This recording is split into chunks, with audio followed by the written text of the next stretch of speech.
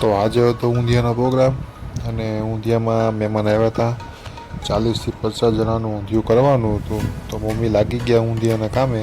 પછી ઊંધિયું બની ગયું અને કાકાને ચખાડ્યું. કાકાને પૂછ્યું કેવું લાગ્યું કાકા ઊંધિયું.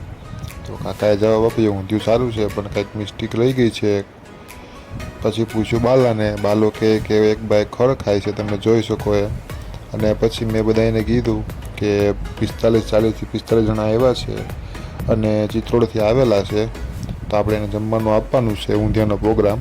પછી હું ગયો ગામમાં અને લીમડે પહોંચી ગયો. તો લીમડાના દર્શન કર્યા. નાના ઊંથી લીમડો ઉગ્યો છે. પછી વળી પાછો કાકાને પૂછ્યું કે કાકાના ઘરના ક્યાં છે. તો કાકા એમ કહે છે કે મારી વાઈફ નથી.